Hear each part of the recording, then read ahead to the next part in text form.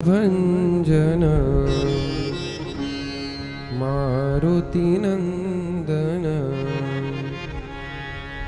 सुन लो मेरी पुकार। पवन सुत विनती बारंबार। पवन सुत विनती बारंबार। पवन सुत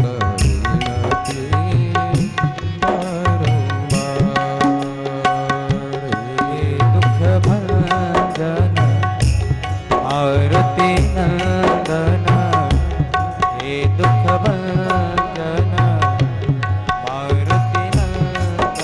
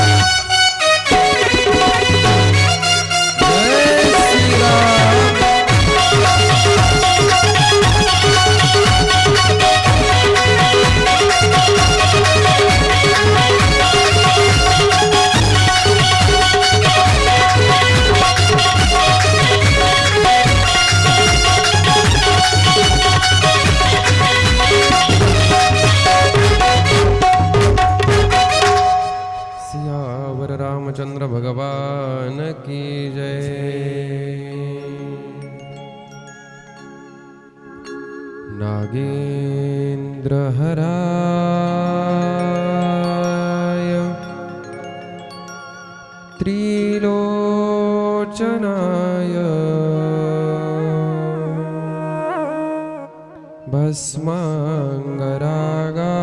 भस्मांगरागाय महेश्वराय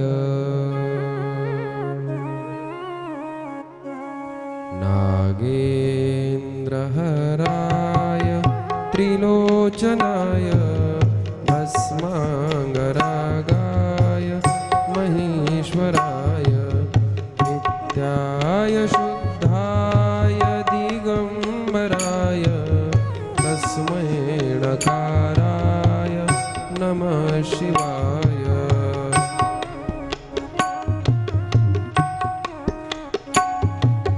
तस्मै नकाराय मंदाकिनी सलिल चंदन चर्चिताय नंदीश्वर प्रमथनाथ महेश्वराय मंदार पुष्प बहु पुष्प सुपूजिताय तस्मै मकाराय नमः शिवाय तस्मै मकाराय नमः शिवाय तस्मै मकाराय नमः शिवाय शिवाय गौरी वदनाब्जवृन्द सूर्याय दक्षाध्वरनाशकाय श्रीनीलकण्ठाय वृषध्वजाय तस्मै शिकाराय नमः शिवाय तस्मै शिकाराय नमः शिवाय तस्मै शिकाराय नमः शिवाय वसिष्ठकुम्भोद्भव गौतमार्य मुनि इन्द्रदेवार्चित शेखराय चन्द्रार्क वैश्वानरलोचनाय तस्मै शिकाराय नमः शिवाय तस्मै शिकाराय नमः तस्मै शिकाराय नमः वसिष्ठकुम्भोद्भव गौतमार्य मुनि इन्द्रदेवार्चित शेखराय चन्द्रार्क वैश्वानरलोचनाय तस्मै वकाराय नमः शिवाय तस्मै वकाराय नमः शिवाय तस्मै वकाराय नमः शिवाय यज्ञस्वरूपाय जटाधराय पिनाकहस्ताय सनातनाय दिव्याय देवाय दिगंबराय तस्मै यकाराय नमः शिवाय तस्मै यकाराय नमः शिवाय तस्मै यकाराय नमः शिवाय उमापति महादेव की जय शिव महापुराण की जय व्यास जी भगवान की जय सूत जी महाराज की जय पुंडलीक वरदारी विठ्ठल श्री ज्ञानदेव तुकाराम पंढरीनाथ भगवान की जय जय माऊली ज्ञानेश्वर महाराज की जय जगद्गुरु तुकाराम महाराज की जय सद्गुरु उमागीर महाराज की जय सद्गुरु बाला साहेब महाराज की जय पवन सुत हनुमान की जय नमः पार्वती पते शिव हर हर हर हर महादेव रामेश्वर भगवान की जय श्री रामेश्वर धाम की जय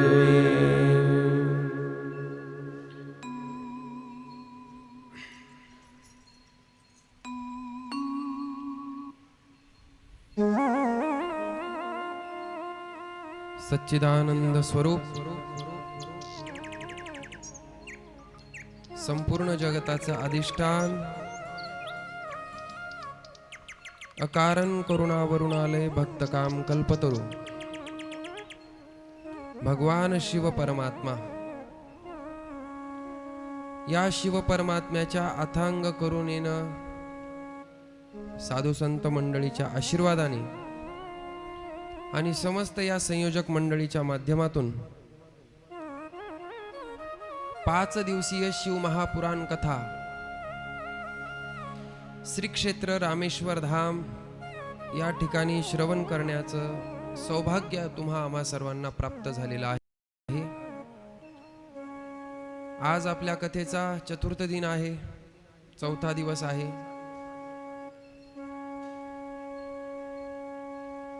आजच्या कथासत्रामध्ये प्रवेश करण्यापूर्वी आपल्या मन आणि वाणीला पवित्र करण्याकरता भगवान शिव परमात्म्याचा नामाचा आश्रय घेऊन आणि आपण कथासत्रामध्ये प्रवेश करू। कुठलं भजन म्हणायचं आज तुमच्या मनावर म्हणून? शंकरा हे भोळ्या शंकरा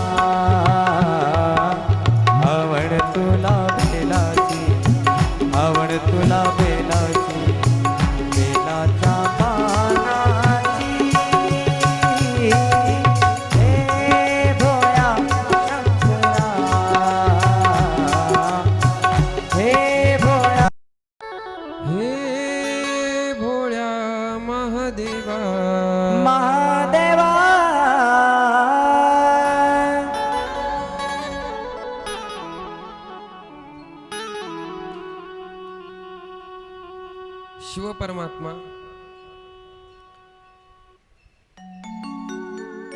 त्याला प्रसन्न करून घ्यायचं जर असेल तर सांगितलं भगवान शंकर हे काय आहेत? भोळे।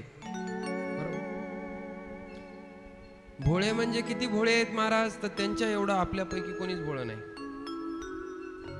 भगवान जेवढे भोळे आहेत तर आपल्यापैकी तरी तेवढं भोळं कोणीही नाही। आपण कसे आहोत सगळे? चॅप्टर, बरोबर ना? कारण भोळं का म्हणलं महाराज? तर सेवा कमी घेतात आणि त्या कमी सेवेच्या बदल्यात फल मात्र खूप मोठं देतात, म्हणून भोळे।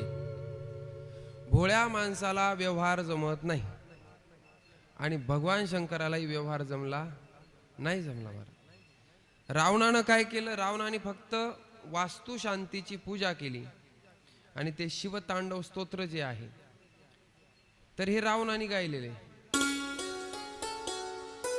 तर तेवढ्यावर भगवान प्रसन्न होऊन महाराज स्वतःचं आत्मलिंग ज्यांनी दिलं, नवे तर ज्यानं स्वतःची नगरीच रावणाला देऊन टाकली, आता याच्या एवढं भोळं आपल्यापैकी तरी आहे का कोणी? हा, कोणीच नाही। म्हणून भगवान शंकर भोग आणि मोक्ष प्रदान करणारी देवता आहे आणि गेल्या 3 दिवसापासून आपण त्यांची सेवा करत आहोत। आता त्यांच्या सेवेचं फक्त आपल्याकडे उरलाय 1.5 दिवस। किती दिवस उरलाय? 1.5 दिवस। आणि या 1.5 दिवसामध्ये आता जास्तीत जास्त आपल्याला काय करायचं, आणखीन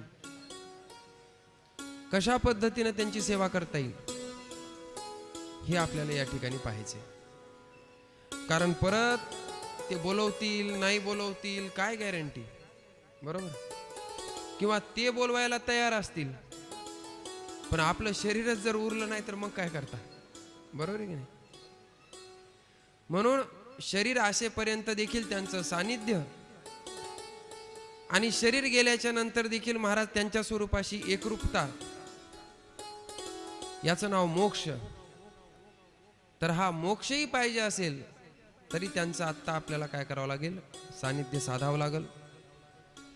त्यांच्या धामातच येऊन त्यांच्या नगरीतच येऊन वास्तव्य करणं हे काय एवढं म्हणजे आवश्यकच आहे असं नाही। कारण शिव परमात्मा हा चर आचर प्रत्येक ठिकाणी काय भरलेला आहे. तुम्ही जिथं बसाल तिथं तुम्ही त्याचं ध्यान करू शकता. त्याच्याबद्दलचं जे प्रेम आहे अंतःकरणात, तर हे प्रेम व्यक्त करण्याकरता काय आपल्याला काय विशिष्ट काळ, विशिष्ट वेळ किंवा विशिष्ट ठिकाणच पाहिजे असं काही नाही. समजा एखादी आपली प्रिय व्यक्ती आहे कोणीतरी, आणि त्या प्रिय व्यक्तीची नुसती आठवण जरी झाली तरी मनात काय होती, प्रसन्नता निर्माण होत असते, बरोबर ना? तसं महाराज त्या भगवान शिव परमात्म्याचं जर त्याच्यावर जर आपलं प्रेम असेल तर त्याची आठवण आपण घरी करू शकतो, बाहेर करू शकतो, काम करताना करू शकतो, चलताना करू शकतो, फिरताना करू शकतो, आणि त्याच्या आठवणीतच मग आपल्याला तोच आनंद प्राप्त होतो. कारण का, आपलं त्याच्यावर प्रेम आहे. जसं मीराबाईंनी भगवान श्रीकृष्णावर प्रेम केलं, जसं गोपिकांनी भगवान श्रीकृष्णावर प्रेम केलं, त्या पद्धतीनं आपण देखील त्याच्यावर प्रेम करण्याचा प्रयत्न केला पाहिजे. याच्याकरता आपल्याला कथा कीर्तन ऐकायचं असतं. कारण आपलं सर्व प्रेम जे आहे ते नाशिवंत वस्तूवर आहे का शाश्वत वस्तूवर आहे? आपण जे प्रेम करतो किंवा आपल्याला जे आवडतं, आता आपण खरं पाहायला गेलं तर प्रेमही करत नाहीत बरं. मी तुम्हाला सांगल म्हणजे लक्षात येईल. आपण समोरच्या व्यक्तीवर जे प्रेम करतो ना, ते देखील कशा करता करतो, आपल्याला सुख वाटतंय म्हणून. आणि तीच व्यक्ती जर आपल्याला प्रतिकूल झाली तर आपलं प्रेम होतं ना, मग प्रेम कुठे गेलं आता? कुठे गेलं? मग प्रेम जर असेल तर मग ते प्रतिकूल असो, समोरचा अनुकूल असो, प्रेम हे प्रेम असतं. ज्या पद्धतीने मीराबाईने केलं भगवान श्रीकृष्णावर, भगवान श्रीकृष्ण बोलो न बोलो पण तिनं काय केलं, त्याच्यावर प्रेम केलं.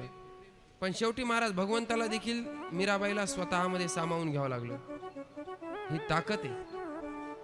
तसं आपण जर भगवंतावर प्रेम केलं तर भगवान देखील शेवटच्या क्षणाला काय करेल, आपल्याला त्याच्यामध्ये सामावून घेईल. परत आपल्याला जन्माला यायचं ठेवणार नाही. म्हणून त्याच्यावर प्रेम केलं पाहिजे. आता आपण ज्या ज्या गोष्टीवर प्रेम करतो त्या त्या गोष्टी काळानुसार बदलणाऱ्या आहेत, आणि प्रेमही काळानुसार बदलतं. उदाहरण सांगतो म्हणजे लक्षात येईल. सर्वात प्रिय काय पहिली वस्तू? मी तुम्हाला प्रश्न करतो, तुम्हाला काय आवडतं आठवा आणि सांगा. सगळ्यांना एक गोष्ट कॉमन आवडते, सगळ्यांची आवड एकसारखीच आहे. काय?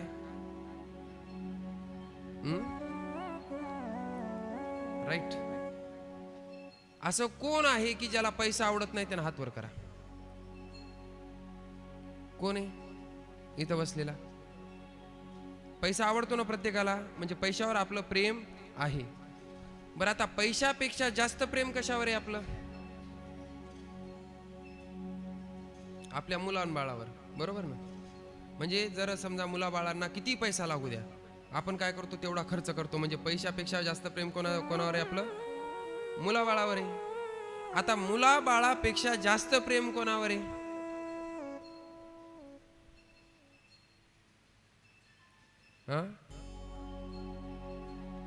कोणावर आहे? स्वतःवर. कशामुळं? मुलाबाळावर प्रेम केलं, मुलाबाळांचं लग्न झालं, पण मुलाबाळांचं लग्न झाल्याच्या नंतर महाराज काही परिस्थिती अशा आहेत की आपले मायबापच मुलाला बोलायला तयार नाही. का? त्याच्यावर प्रेम नव्हतं का? होतं ना. मुलगा आपल्याला अनुकूल राहिला नाही ना. आता मुलगी आपल्याला अनुकूल राहिली नाही. जोपर्यंत आपल्याला अनुकूल आहे तोपर्यंत आपलं काय त्यांच्यावर प्रेम आहे. अशा परिस्थिती तुम्ही पाहिल्या असते डोळ्यांनी, की ज्यांनी हाडाची काढं करून ज्या मुलांना वाढवलं, म्हणजे त्याच्यावर प्रेम होतं म्हणूनच वाढवलं ना. पण वाढवल्याच्या नंतर ज्या वेळेला सुनबाई आल्या, आणि सुनबाई आल्याच्या नंतर ज्या वेळेला मुलगा आपल्याला विचारणच गेला, तर आता मायबाप प्रेम करतात का त्याच्यावर? नाही. काय म्हणतात? त्यानं त्याचं सुखी राहू द्या म्हणे, आम्हाला विचारू नाही तर न विचारू. पण महाराज जे प्रेम आपण करतो, तर हे प्रेम आपण प्रत्येक वस्तूवर स्वतः करता करतो. कोणावर करता करतो? स्वतः करता करतो. की मला जोपर्यंत सगळ्या गोष्टी अनुकूल आहेत तोपर्यंत माझं प्रेम आहे त्याच्यावर, आणि ती गोष्ट जर मला प्रतिकूल झाली की माझं प्रेम संपून जातं. पण भगवान परमात्म्याचं प्रेम तसं नाही. त्याच्यावर तुम्ही फक्त एकदा प्रेम करून बघा आणि त्याच्या बदल्यात तो आपल्याला काय देतो हेही तुम्ही तपासून पहा. कारण मी असं उगा पुस्तकात वाचून किंवा कोणाचं ऐकून असं नाही सांगत. जोपर्यंत मी स्वतः अनुभव घेत नाही तोपर्यंत मी सांगत नाही. कारण जगावर सगळ्यावर प्रेम करून बघायचं आणि फक्त एकदा देवावर करून बघायचं. फरक जाणवतो आपल्याला. जगावर प्रेम केल्याच्या नंतर शेवटी महाराज एकच गोष्ट निष्कर्ष निघतं, आपलं कोणी नाही. नाही रे नाही कोणाचे को नाही रे नाही कोणाचे को.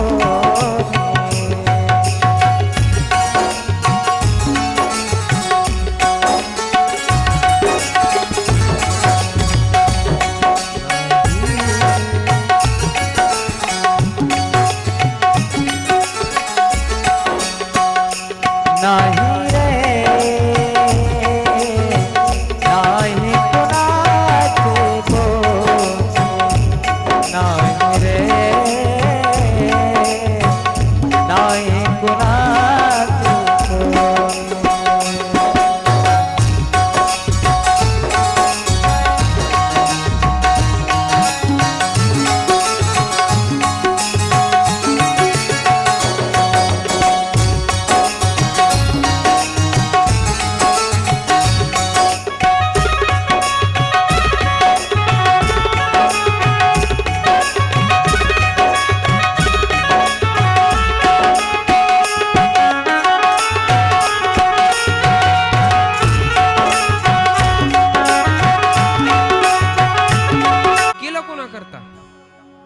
आणि ज्याच्या करता मी आयुष्य सगळं खर्च केलं आज तेच माझं नाही, त्यावेळेला माणूस तुटतं. आणि तिथं त्या अवस्थेत तुटलं ना तर ते परत जुटत नाही लवकर. म्हणून महाराज सत्संगामध्ये यायचं. सत्संग काय करतं, आपल्याला एवढं वॉटरप्रूफ बनवतं किंवा एवढं बुलेट प्रूफ बनवतं. एक गाडी असते पहा, त्या गाडीवर कितीही जरी गोळ्या मारल्या, गोळ्या झाडल्या समजा बंदुकीच्या, तर गाडीत बसणाऱ्याला काहीच होत नाही. का? तिचे सगळे काच काय केलेले, बुलेट प्रूफ केलेले, म्हणजे गोळी सुद्धा त्याच्यावर काय करू शकणार आहे, गोळी तिथंच अडकते. आणि बाकीच्या गाड्या आहेत की त्याला तुम्ही दगड जरी मारला तरी काय होतं, ते काच तुटतं. का? दोन्ही गाड्याचे, दोन्ही काचाचे, दोन्ही फरक काय, तर एक आहे बुलेट प्रूफ आणि एक कॉमन. आणि ते बुलेट प्रूफ काच होण्याकरता त्या काचाला कितीतरी वेळेला आगनीत जावं लागलेले आणि त्याच्यातून बाहेर निघावं लागलेले, तेव्हा ते त्याच्यामध्ये तेवढी काय आलेली, सामर्थ्यता आलेली. तसं सत्संग काय करतं महाराज, तर सत्संग आपल्या अंतःकरणाला बुलेट प्रूफ बनवतं. म्हणजे हे संसारात असे लय दगड मारणार आहेत आपल्यावर, आणि अंतःकरण जर काचासारखं असलं ना तर फटकन एखाद्याचा शब्द सुद्धा माणसाला लागतं की त्याचं अंतःकरण तुटतं तिथं, की असं का बोललं असेल. पण सत्संगात गेल्याच्या नंतर अंतःकरण एवढं बुलेट प्रूफ होतं की त्याला कळतं की आपलं कोणीच नाही, देवाशिवाय आपलं कोणी नाही.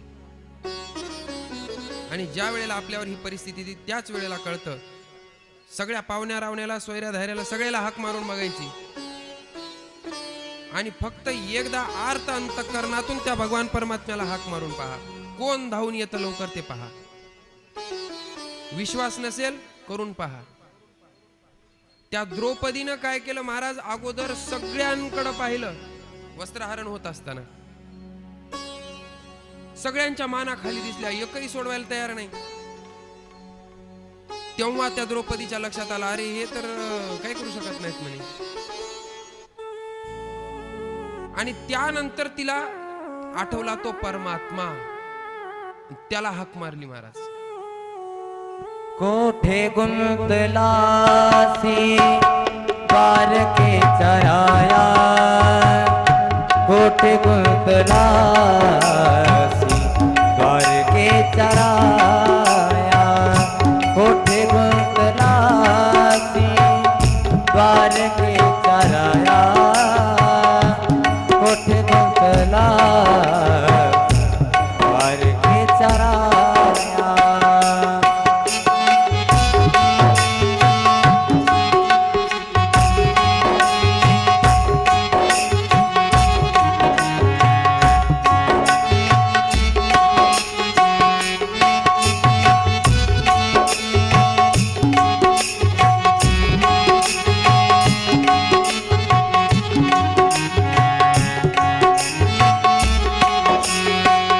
कोठे गुंतलासी द्वारकेचा राया कोठे गुंतला द्वारकेचा राया कोठे गुंतलासी द्वारकेचा राया कोठे गुंतला द्वारकेचा राया वेळ का सखया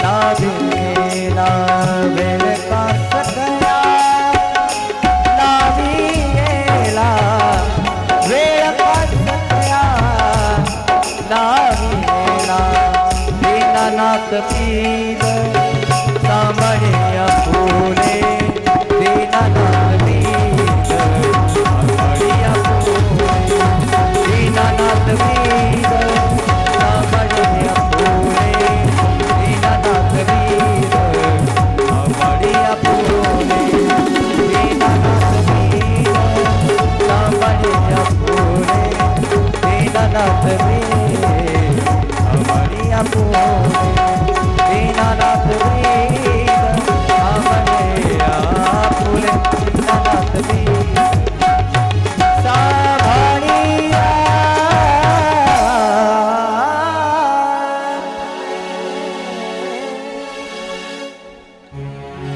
त्या द्रौपदीने महाराज ज्या वेळेला त्याला हाक मारली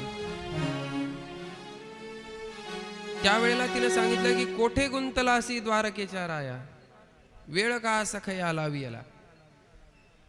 त्यावेळेला भगवान परमात्मा म्हणला बाई तू मला द्वारकेला पाठवलंस तू जर मला इथं बोलवलं असतं लगेच्या लगे मी तुझ्या हृदयातच होतो म्हणे लगेच मी प्रगट झालो असतो पण तू आर्त अंतःकरणाने हाक मारून मला काय म्हणली द्वारकेच्या राया म्हणल्यामुळं मला द्वारकेला जावं लागलं द्वारकेहून यायला मला वेळ लागला. तसं जोपर्यंत सगळ्या संसारातून आपली निराशा होत नाही तोपर्यंत आपल्याला भगवान परमात्म्याची किंमत कळत नाही. आधी काय करतो आपण आधी सुख भेटेल का त्याच्याकडून भेटेल का त्याच्याकडून भेटेल का म्हणजे कोणाकडून मला सुख भेटेल या प्रयत्नात जीव असतो महाराज.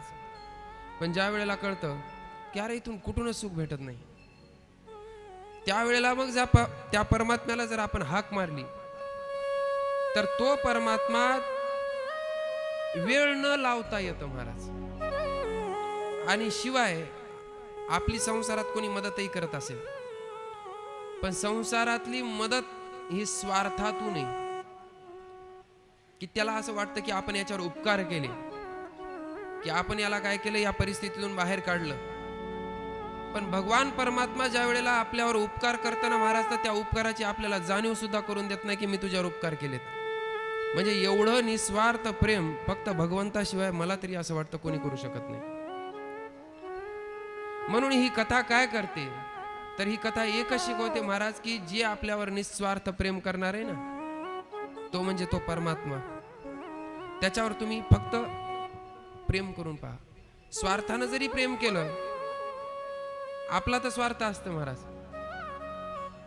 तरी तो धावून येतं. आणि निस्वार्थ भावनेनं जर आपण त्याच्यावर प्रेम केलं, तर महाराज आपल्याला थोडं तरी या संसारातलं दुःख लागेल का? ही कथा काय करते, तर कथा ही आपल्याला, ते मगाशी उदाहरण दिलं मी काचाचं, ते बुलेट प्रूफ, त्या बुलेट प्रूफ काचासारखं बनवते. म्हणजे त्याच्यावर कोणी जरी दगड मारला तरीही काहीही होत नाही. जे आपण किंवा आपल्यावर जे कोणी प्रेम करतं, आपल्याला वाटतं की ते माझ्यावर प्रेम करायला लागले, पण त्याचं प्रेम देखील कुठपर्यंत असतं तेही सांगतो मी. जोपर्यंत आपण त्याच्या कामाचे आहोत तोपर्यंत त्याचं आपल्यावर प्रेम आहे.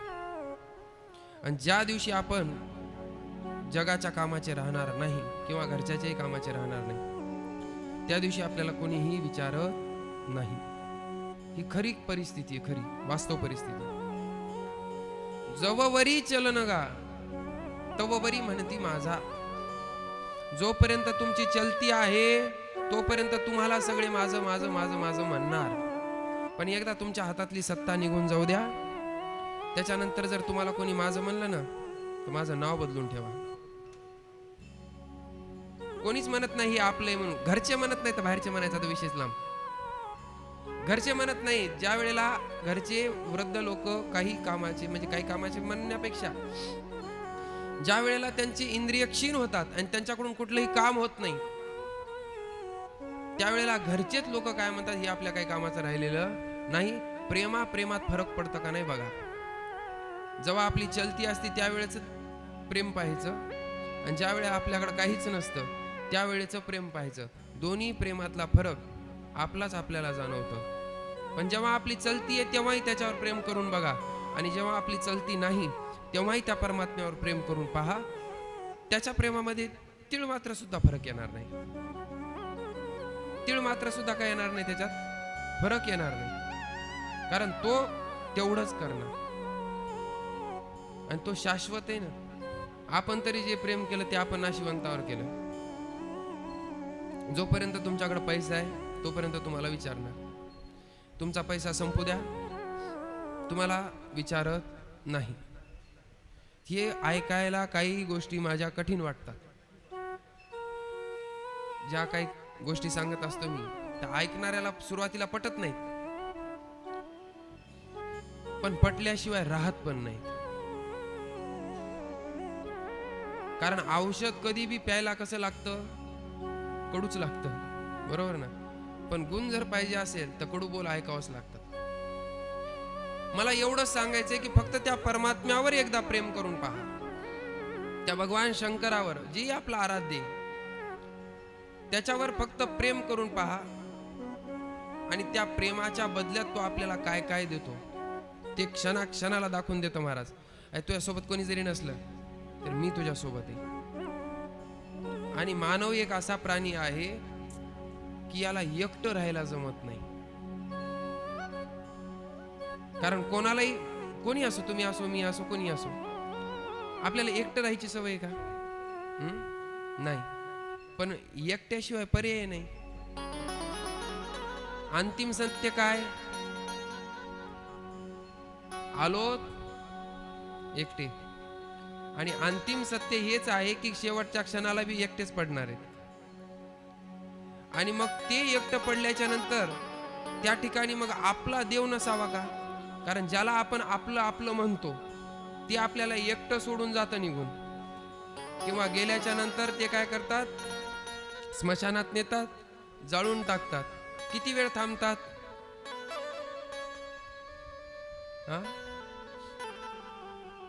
पहिले तरी लोक लई प्रेमळ होते महाराज. आता लोकांचं प्रेम सगळं मोबाईलमुळं सगळं हे झालं, नष्ट.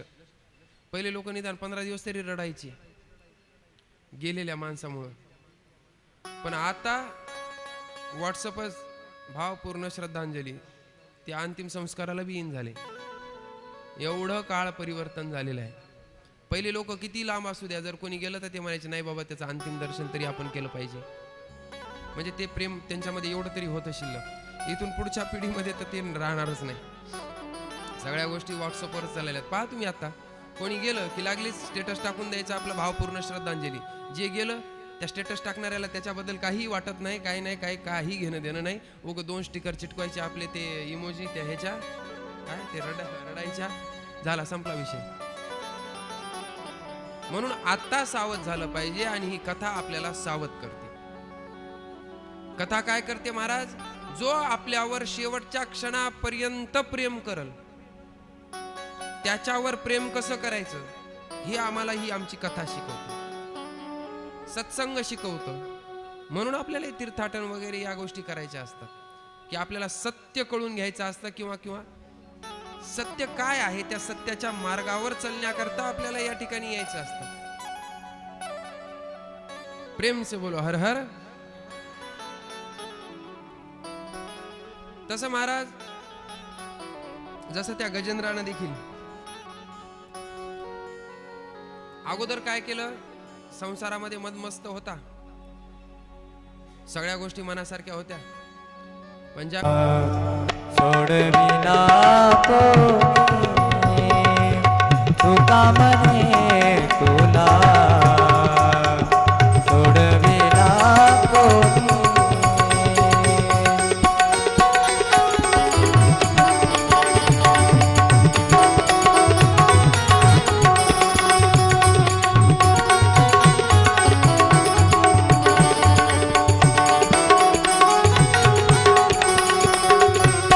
तुका म्हणे तुला, सोडविना कोणी.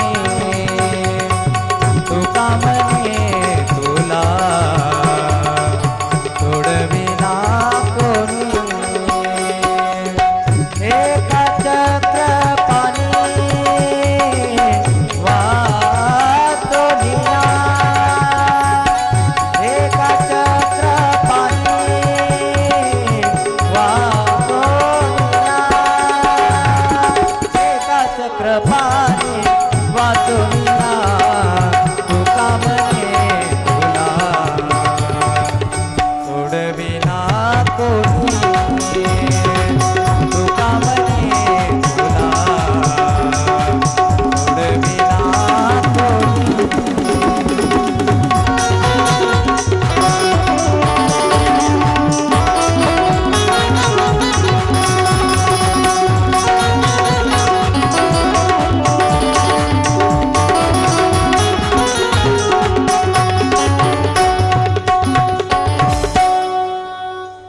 तुकोबाराय सांगतात, तुका म्हणे तुला सोडविना कोणी, एका चक्रपाणी वाचून या सगळ्या प्रपंचातून फक्त तो परमात्मा सोडू शकतो. म्हणून त्याचा धावा करायचा आहे आणि त्याच्या धावा करत करतच महाराज त्याच्यावर आपलं प्रेम होऊन जाईल. प्रेम काय असं एकदम होत नाही. भगवंतावर प्रेम होण्याकरता देखील काय करावं लागतं, सतत त्याचा आठव करावं लागतं, सतत त्याचं चिंतन करावं लागतं आणि त्या चिंतनानंच मग त्याच्यावर आपलं काय होतं, प्रेम होतं. आणि एकदा त्या भगवंतावर प्रेम झालं मग आपल्याला दुःख स्पर्श करू शकत नाही. मग झालो आपण बुलेट प्रूफ. संसारातली कितीही पाहिलं नाही का, तुकोबारायांच्या संसारामध्ये काय अनुकूल आहे. तुकाराम महाराजांचं जर चरित्र पाहिलं आपण तर तुकाराम महाराजापेक्षा आपण कितीतरी सांसारिक परिस्थितीमध्ये पुढे आहोत त्यांच्या, पण आध्यात्मिक परिस्थितीमध्ये तुकोबाराय किती पुढे निघून गेलेले आहेत. ज्यांचं दिवाळं निघालं बरोबर, आणि दिवाळं निघाल्याच्या नंतर बरं झालं असं म्हणणारा कोण आहे. आपले 10 रुपये जर हरवले तर आपण 10 वेळेला म्हणतो 10 रुपये हरवले, 10 रुपये हरवले, आणि अख्खं सगळं संपत्ती गेली महाराज, तरी देखील त्या संपत्तीचा खेद केला का त्यांनी? नाही. एक पत्नी गेली अन्न करता, एवढंच अन्न सुद्धा शिल्लक नव्हतं घरात, तरी सुद्धा त्या परमात्म्यावरची श्रद्धा ढळली का? नाही. आणि अशी परिस्थिती असताना त्याच्यावर असणारं जे प्रेम आहे महाराज, तर ते प्रेमच नंतर आपला प्रपंच सांभाळून घेतं. हे संत चरित्रातून आपल्याला पाहायला भेटू शकते. म्हणून ही शिव महापुराण कथा काय करते, तर आम्हाला त्या भगवंताच्या जवळ पाठवते. आपल्याला फक्त देवाच्या घरी जाणं म्हणजे एकच माहिती आहे, मेल्याच्या नंतर देवाच्या घरी जातं. पण जिवंत असताना देवाला जवळ करणं ते कसं करायचं, तर हे या कथातून शिकायचं असतं आपल्याला. असो, कालच्या सत्रामध्ये आपण पाहिलं की भगवान शिव परमात्मा जरी असली तरी जीव मात्र काय एकच आहे. तसं पती पत्नीचं संसारात असलं पाहिजे. शरीर जरी भलेही दोन दिसत असतील, पण तरी देखील विचार काय पाहिजे, एक पाहिजे. म्हणजे तुमचंही घर वैकुंठ आणि कैलास होतं. कैलासामध्ये सगळं सुख आहे महाराज. तसं आपल्याही घरामध्ये सुख जर ठेवायचं असेल तर पती आणि पत्नीचे विचार काय पाहिजे, एक पाहिजे. भलेही तुम्ही त्यांच्या पाकिटातले पैसे चोरून काढत जा, नका असं म्हणत नाही मी, कारण मला माहिती आहे नका म्हणल्याच्या नंतर तुम्ही माझं कुठं ऐकणार आहेत. तुम्ही म्हणता तुमचं काय झालंय महाराज, तुम्ही तुमचं सांगायला तर आम्हालाच माहिती आहे, आम्हाला आमचा घर खर्च कसा काढावा लागते, बरोबर की नाही. काढत जा, पण काढल्याच्या नंतर मला हे बी माहिती आहे की तुम्ही त्या मालकाचे पैसे काढून काढून काढून काढून साचून साचून साचून एखादा दागिना करता, बरोबर, माहेराला नेता आणि तिकडून भावानं केला म्हणून इकडे नाव करता, हे बी माहिती आहे मला. पण ज्या वेळेला मालकावर अशी कंडिशन येते की काहीतरी कर्ज झालं किंवा काय झालं, तर मग तेच मालकाच्या पैशातून जमा केलेले दागिने तुम्ही नेऊन देता की म्हणा हे घ्या मोडा आणि तुमचं काय करा, जे काही काम असेल ते काम तुम्ही तुमचं करून घ्या. म्हणजे काय, या ठिकाणी व्यवहारामध्ये दोघांचे विचार काय आहेत, एक आहेत. म्हणजे स्त्रिया काय विनाकारण पैसे खर्चत नाही, त्या पूर्ण पैशाची काय काटकसरीनं काय करतात, उपयोग करत असतात, जे की पुरुषाला जमत नाही. स्त्रिया जशा संसारात काटकसर करून वागतात तसं पुरुष वागू शकतं का, नाही वागू शकत. त्याला खर्चच कसा करावा तेच कळत नाही पहिली गोष्ट तर. म्हणून तर तुम्ही म्हणता तुम्हाला काय कळत नाही, तुम्ही ग बसा, बरोबर की नाही. ह्याच्यामुळेच म्हणता तुम्ही, खरंच कळत नाही. कारण जसं स्त्री भाजी घ्यायला जर गेली तर 20ची भाजी 5ला मागती, ते पुरुष करू शकतं का. मला एका दिवशी शनिवार बाजारात पाठवलं होतं. मी लोकांनी जर बघितलं तर लोक काय म्हणतील म्हणलं मला, म्हणून मास्क घालून गेलो. मी मास्क घालून गेल्याच्या नंतर एकाच दुकानावर गेलो आणि जेवढ्या भाज्या लागत्या त्या एकाकडूनच घेतल्या सगळ्या. त्याचा काय भाव केला नाही, काय नाही काय नाही. घरी गेल्याच्या नंतर आईने विचारलं बाजार फिरला का, म्हणे 4 दुकानं फिरून यायचे. मी म्हणलं 4 दुकानं नाही म्हणलं, जे अलीकडं लागलं मला तिथंच पहिलं गेलो म्हणले, तिथूनच सगळ्या गोष्टी घेऊन टाकल्या. ते म्हणे तसं कधीच नाही करायचं, 4 दुकानं फिरायचे, सगळ्याचा भाव विचारायचा आणि मग काय करायचं, जिथं पटल आपल्याला तिथं घ्यायचं. ते आपल्याच्यानं जमत नाही. म्हणलं लोकांनी जर माझ्या हातात 2 पिशव्या बघितल्या म्हणते महाराजाचं अजून लग्न झालं नाही तरी संसार मागं लागलाय का यांच्या, त्याच्यामुळे मास्क घालून गेलो तुम्ही, बरोबर ना. हे कोणाला जमतं, तुम्हीच करू शकता हे, बरोबर. पुरुषाला जमू शकत नाही. भाज्या सुद्धा, एक भाजी जर घ्यायची असेल तर 4 वेळेला तुम्ही खालीवरी करून बघतात. म्हणजे पानं चांगले आहेत का, सडलेली आहे का, मधात का आहे, कमी आहे का, जास्त आहे का. म्हणजे काटकसर ही कोणामध्ये आहे, स्त्रियांमध्ये. म्हणून संसार होऊ शकतं. संसारामध्ये दोघे जर सारखेच असतील तर संसार जमू शकत नाही. म्हणून पार्वती मातेमुळे महाराज भगवान शंकराच्या जीवनामध्ये परत काय झालं, एक रंग भरल्या गेला. जे की वैराग्यवान भगवान शंकर सुरुवातीपासूनच आहेत, पण पार्वती मातेच्या येण्यानं कैलासामध्ये काय झालं, एक वेगळीच सुखाची लहर ही पसरू लागली. जसा पूर्वी भगवान शंकर सती मातेसोबत सत्संग करायचे, त्याच पद्धतीने आता पार्वती मातेसोबतही सत्संग चालू झाला आणि सुंदर असा महाराज आता दोघांचा संसार चालू आहे. त्या संसारामध्ये आता बायको कोण, जगज्जननी, आणि पती कोण आहेत, म्हणे विश्वाचे मालक. आता त्याच्या संसारात काही कमी असेल का. म्हणजे एवढं सारं सामर्थ्य असताना देखील पार्वती मातेनं महाराज कुठल्याही विषय भोगाला तिथं थारा दिला नाही कैलासात. भगवान शंकर जिथं पाहिजे तिथं एसी बसू शकत होते का, त्यांच्यात तेवढं सामर्थ्य आहे ना. बसवली का, ते म्हणले नॅचरल एसी आहे इथं. कुठली, कैलासातच आहेत ना महाराज ते. नॅचरल आहे हीच एसी घ्यायची, कारण नॅचरल हे शरीराकरता चांगलं असतं. त्याच्यानंतर अतिभोग हा अतिरोगाकडे नेत असतो. म्हणून भगवान शंकराच्या संसारामध्ये अतिभोगच नाही.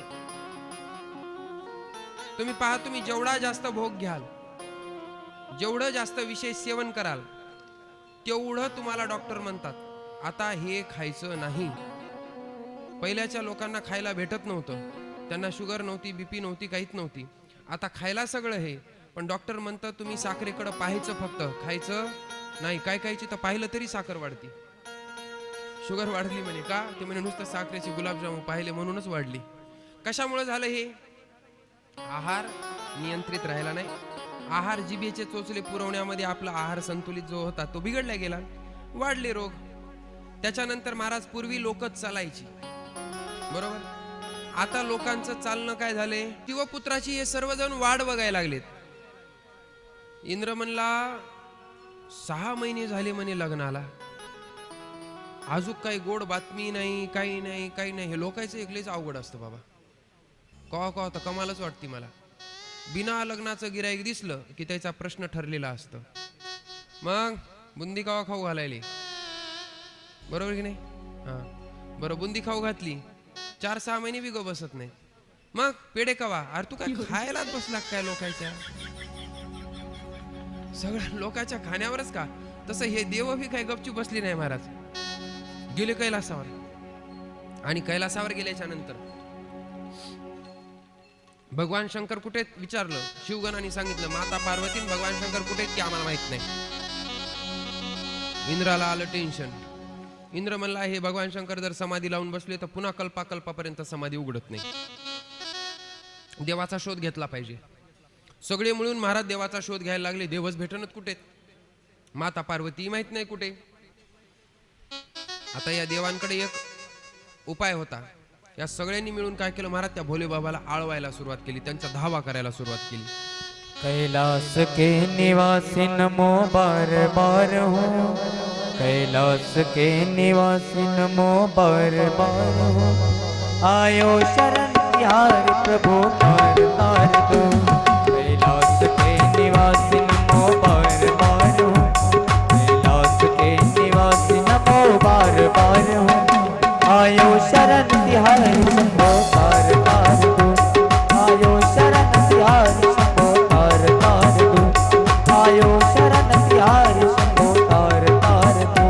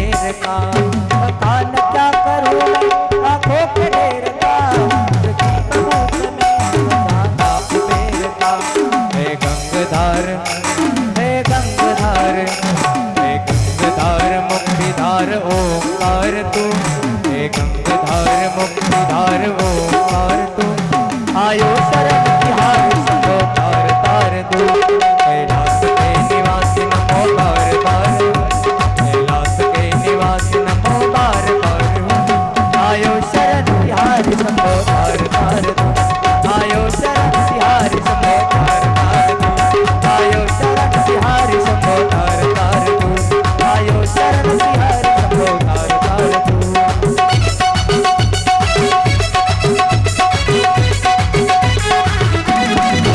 जय शंभो.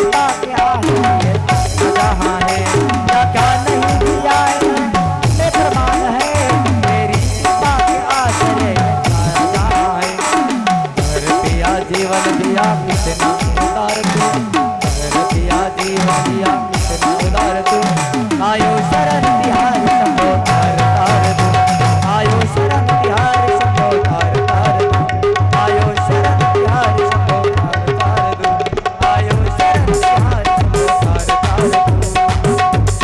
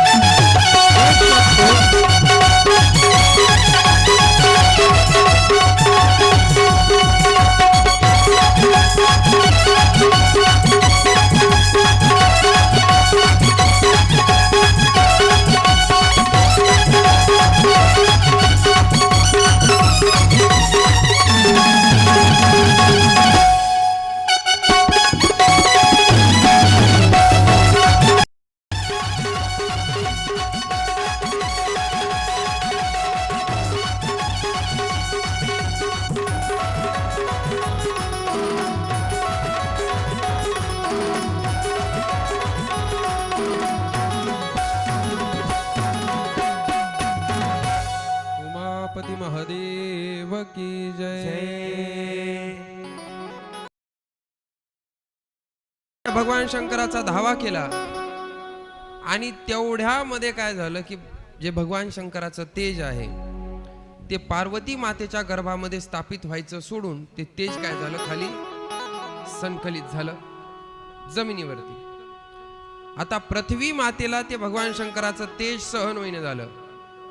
असं वाटलं की आता पृथ्वी नष्ट होती काही वेळात. म्हणून पृथ्वी मातेनं काय केलं, कपोत पक्षाच्या रूपात म्हणजे कबुतराच्या रूपामध्ये अग्निदेवतेनं ते तेज काय केलं, भगवान शंकराचं ग्रहण केलं. पृथ्वी माता त्या दुःखातून निवृत्त झाली, म्हणजे त्या त्रासात तापातून. पण आता अग्नीला देखील भगवान शंकर, अग्नी तर हा मुळातच दाहक आहे, पण अग्नीला सुद्धा ते भगवान शंकराचं तेज काय होईन गेलं, सहन होईन गेलं. म्हणून त्या अग्नीनं काय केलं, म्हणजे कपोत पक्षाच्या रूपातल्या अग्नीनं गंगा मातेमध्ये काय केलं महाराज, गंगेमध्ये ते तेज प्रवाहित करून टाकलं. म्हणजे उलटी केली आणि उलटी करून काय केलं, ते तेज प्रवाहित केलं. आणि त्या गंगेच्या पात्रामध्ये सप्तऋषांच्या पत्न्यापैकी 6 ज्या पत्न्या आहेत, तर त्याच्यातली फक्त अरुंधती जी आहे, तर ही अरुंधती नव्हती गेली. या 6 ऋषी पत्न्या त्यांनी कार्तिक मासामध्ये एक व्रत धारण केलं होतं की दररोज गंगेच्या स्नानाचं. कार्तिक मासामध्ये गंगा स्नानाला फार महत्व आहे. मग त्यांचं ते व्रत होतं. आणि त्या गंगेच्या पात्रामध्ये या 6 ऋषी पत्न्या स्नान करण्याकरता गेल्या, तर गंगेलाही ते सहन होईने गेलं. म्हणून या ज्या ऋषी पत्न्या होत्या, तर या ऋषी पत्न्या महायोगिनी होत्या, म्हणजे त्यांच्याकडे तपसामर्थ्य होतं. आणि तपसामर्थ्य असल्यामुळे या गंगेनं काय केलं, ते तेज भगवान शंकराचं या 6 जणीमध्ये सुद्धा प्रस्थापित करून टाकलं. 6 जणीमध्ये काय झालं, ते तेज प्रस्थापित झालं. गंगेमध्ये जात असताना त्यात व्यवस्थित होत्या, पण गंगेतून बाहेर निघाल्याबरोबर एकमेकीकडे पाहतात तर सगळ्या जणी गर्भवती दिसायला लागल्या. हा गर्भ आहे कोणाचा असा विचारच करत होत्या. त्याच्यातली एक म्हणली, बाई जर आपण अशाच अवस्थेत जर घरी गेलो तर आपले मालक काय करतील, आपला त्याग करतील, मग सांगतील की हे गर्भ कोणाचा आहे. म्हणून सगळ्या जणींनी काय केलं, विचार केला आणि सांगितलं की आपल्या तपसामर्थ्यानं काय करू, आपण हा गर्भ इथंच टाकून देऊ. 6 जणींनी देखील काय केलं, ते गर्भ जे होता त्यांचा, तर तो एका गवताच्या गंजीवरती टाकला. आणि त्या 6 जणीच्या गर्भाचं एकत्रीकरण होऊन त्या ठिकाणी षडानन असणारा बालक त्या ठिकाणी जन्माला आला. षडानन भगवान की जय. जो की 6, ज्याला 6 मस्तक होती. आता त्या बालकाला पाहून या 6ही जणीमध्ये मातृत्वाचा भाव निर्माण झाला. कारण बालकाला पाहिलं, 6 जणी म्हणाल्यात, हा माझा पुत्र आहे, हा माझा पुत्र आहे, हा माझा पुत्र आहे, हा माझा पुत्र आहे.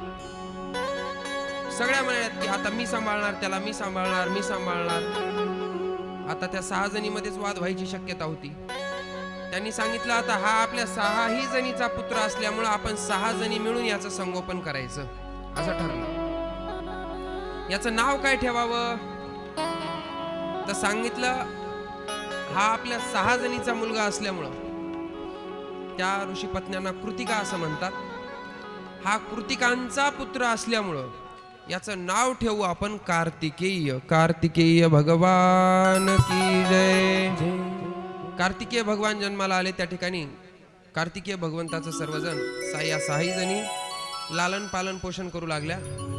इकडं भगवान शंकरांनी पाहिलं की म्हणे भगवान शंकराचं तेज तर असं वायाला जाणार नाही. त्या तेजाचं झालं काय, आता ते तेज पडलं कुठं होतं, म्हणे पृथ्वीवर. विचारा म्हणे पृथ्वीला कुठे तेज. पृथ्वीला विचारलं, पृथ्वीने सांगितलं मला सहन होईने गेलं, मी अग्नीला दिलं. विचारा म्हणे अग्नीला शिवतेज कुठे गेलं. त्या अग्नीनं सांगितलं मलाही सहन होईने गेलं, मी काय केलं, गंगेमध्ये प्रवाहित केलं.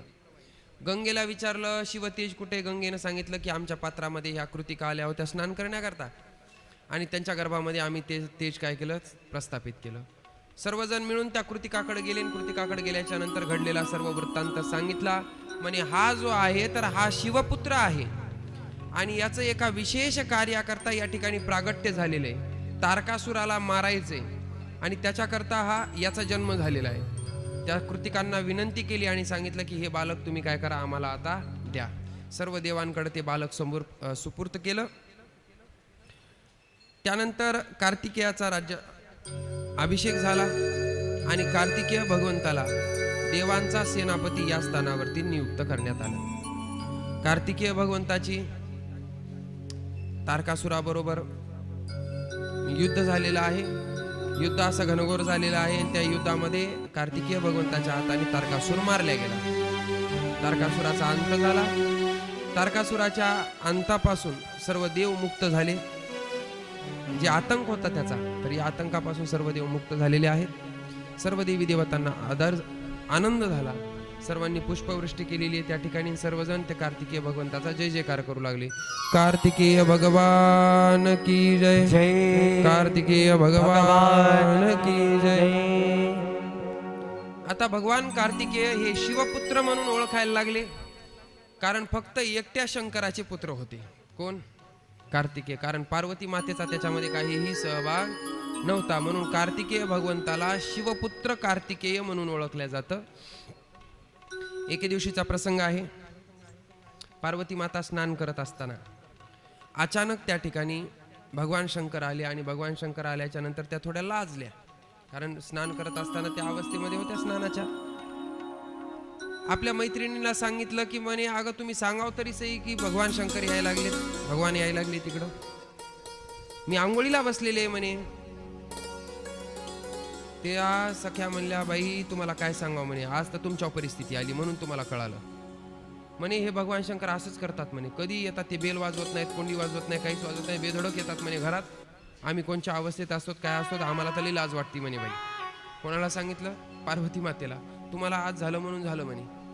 आणि हे शिवगण सुद्धा म्हणे सगळं शिवगण असल्यामुळे त्या भगवान शंकराला कोणी थांबवत नाही म्हणे, सगळे डायरेक्ट येऊ देतात म्हणे. म्हणे पार्वती मातेला सांगितलं तुमचा ऐकणारा या शिपायापैकी एक बी नाही,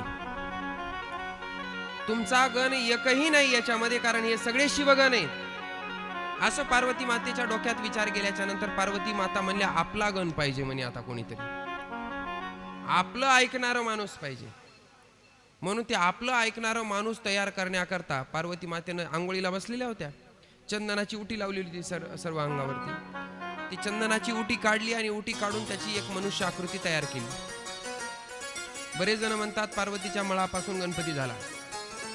आता पार्वती एवढी मळालेली होती का? एवढा मळ निघायला अंगाचा? मळापासून नाही झालेला, चंदनाच्या उटीपासून अंगाला लावलेली जी उटी होती ती उटी काढली आणि चंदनाच्या उटीपासून गणपती बाप्पा प्रगट झालेली. ती मनुष्य आकृती तयार केली, त्याच्यामध्ये प्राण भरला आणि प्राण भरल्याबरोबर महाराज 9 वर्षाचा बालक तिनं प्रगट केला त्या ठिकाणी. ते बालक एवढा सुंदर होता दिसायला, त्याचे सोनेरी सोनेरी कुळळे कुळळे केस, कमळाप्रमाणे डोळे, कुंदरू फुलाप्रमाणे ओठ, रत्नाच्या ओळी ठेवल्याप्रमाणे सुंदर असे दात, सुंदर असा कंठ, एवढा मोहक दिसायला लागला महाराज तो बालक. त्या बालकाने विनंती करून विचारलं की माते माझ्या जन्माचं प्रयोजन काय, मला का जन्माला घातलं? त्यावेळेला पार्वती मातेनं सांगितलं की तू माझा गण आहेस आणि तू मी जेवढं सांगितलं तेवढंच तू ऐकणार, याच्याकरता तुझा जन्म झालेला आहे. तू कोणाचा गण आहे? माझा गण आहे. म्हणजे बरं ठीक आहे, पण माझं नाव काय? सांगितलं तुला मी तयार केलेलं असल्यामुळं, म्हणजे पार्वतीनं तयार केलेलं असल्यामुळं तुझं नाव असणार आहे पार्वती नंदन. म्हणून भगवान गणेशाला पार्वती नंदन गजानन म्हणतात आणि कार्तिकेयाला काय म्हणतात? शिवपुत्र कार्तिकेय. आता गणपती बाप्पामध्ये भगवान शंकराचा काही सहभाग नाही आणि कार्तिकेय भगवंतामध्ये माता पार्वतीचा काही सहभाग नाही. एक आहे वडिलाचं लाडकं आणि एक आहे आईचं लाडकं. सुंदर असा एक भाला दिलेला आहे महाराजांनी. भाला देऊन सांगितलं की जा तू जाऊन काय कर, दारामध्ये उभं राहा. गणपती बाप्पा दारामध्ये गेले, उभं राहिले. तेवढ्यामध्ये भगवान शंकर पुन्हा आले. आता आल्याच्या नंतर यानं काय केलं, ते भाला असा आडवा लावला. भगवान शंकरांनी पाहिलं, म्हणे बालक दिसायला. आता लहान मुलं ते गोंडस गुटगुटीत पाहिले की कोणाला बी काय होतं, आनंद होतं, बरोबर. त्याच्याकडे पाहिलं भगवान शंकर, प्रसन्न झाले. भगवान शंकर म्हणे बघ कोण आहेत तुम्ही? सांगितलं, त्यानं नाव सांगितलं ना आपलं. मी म्हणे पार्वती नंदन. गणपती बाप्पा भगवान शंकर म्हणले पार्वती नंदन? म्हणजे हा बरं मला आतमध्ये जायचंय, जाऊ दे म्हणे. त्या ठिकाणी त्या पार्वती नंदनानं उत्तर दिलं तुम्हाला आतमध्ये जाता येत नाही, जोपर्यंत माझ्या आईची आतमधून परवानगी येणार नाही तोपर्यंत तुम्ही आतमध्ये जाऊ शकत नाही. भगवान शंकरानं विचारलं कोण आहे तुझी आई? सांगितलं माता पार्वती. पार्वती म्हणल्याच्या नंतर भगवान शंकर म्हणले पार्वतीचा तू मुलगा आहे मलाच माहित नाही. पण आता भगवान शंकराला वाटलं आता ही जगत जननी आहे, जगाची आई आहे, या न्यायाने याची पण काय ही आईच आहे. भगवान शंकर म्हणले बरं ठीक आहे म्हणे, तू ज्या पार्वतीचा मुलगा आहेस ना म्हणे त्या पार्वतीचा मी पती आहे म्हणे, मला जाऊ दे मधात. ते म्हणे तुम्ही पती असतान नाही तो कोणी असतान मला काही तुमच्याशी घेणं देणं नाही. निरोप माझ्या आईचा आल्याशिवाय मी कोणालाही सोडणार नाही. आता हट्ट धरून बसले महाराज. आता बाल हट्ट कसा असतं पुरवावंच लागतं. आता भगवान शंकराला आतमध्ये जायचं, नंदी म्हणायला हे काय बालक जाऊ देणार नाही म्हणून नंदी म्हणला याला काय करतो भगवान, मी थोडस जरा चॉकलेट गोळ्या बिस्किट देऊन गुंगवतो, तोपर्यंत तुम्ही जा म्हणे मधात. म्हणून गणपती बाप्पाला थोडं लाडी गोडी लावायचा प्रयत्न केला आणि थोडस असं बाजूला घेऊन जाऊ म्हणले नंदी. अहो ते बाजूला ओढायले तर तिळभर बी गणपती बाप्पा हलनत ना तिथून. ते पार्वती नंदन तिळभर सुद्धा हलना. ज्या वेळेला सगळ्यांनी मिळून त्या ठिकाणी बळ लावलं तरी हलना. आता हे लक्षात आल्याच्या नंतर सगळ्या शिवगणाला वाटलं ही कुठली तरी आसुरी शक्ती आहे, हे काय पार्वती नंदन फिरवती नंदन कोणी नाही. सगळ्यांनी मिळून महाराज त्याला आता ढकलण्याकरता सुरुवात केली. सगळे जण बळ लावायला लागले. त्या पार्वती नंदनानं त्या याची नंदीची धरली शेपूट धरून महाराज उंदीर जसा फिरवतेत ना असा गोल गोल नंदी फिरवला आणि दिला त्या कैलासावरच्या एका कटड्यावर सोडून. गणपती ते नंदी आदळला. आता नंदी म्हणजे बलाढ्य. नंदीला जसं त्यांनी वाऱ्यात भिरकवलं तसं सगळ्या शिवगणाला वाटलं हे कोणतरी आसुर आहे. सगळ्या शिवगणानं महाराज त्याच्यावर आक्रमण केलं. घनघोर असं शिवगणाचं आणि त्या गणेशाचं युद्ध चालू आहे. हे युद्ध चालत असताना भगवान शंकराला आता क्रोध आला. भगवान शंकर म्हणजे माझं गण हे हरवायला लागलेले, कारण शिवगण हरू लागलं. भगवान शंकराने क्रोधामध्ये आपला त्रिशूळ घेतलेला आहे आणि त्रिशूळ घेऊन त्या पार्वती नंदनाच्या दिशेने भिरकावला आणि एका त्रिशूळामध्ये महाराज धडापासून पार्वती नंदनाचं मस्तक हे वेगळं करून टाकलं. पार्वती नंदन धराशायी झाला. पार्वती नंदन खाली पडलेला पाहिला आणि बाहेर काय गोंधळ चाललाय म्हणून पार्वती माता बाहेर आल्या आणि बाहेर आल्याबरोबर पार्वती मातेनं पाहिलं की पार्वती नंदनाला कोणीतरी काय केलं, मारलं. समिनी शैल सुते रम्य कपारदिनी शैल सुते.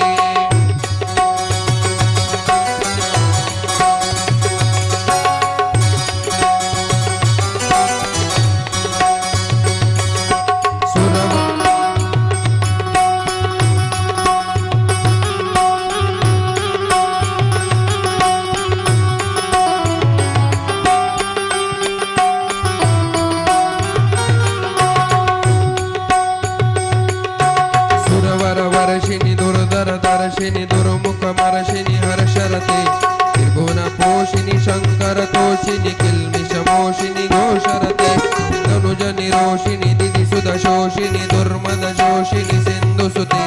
जय जय हे महिषासुर मर्दिनी रम्य कपर्दिनी शैल सुते.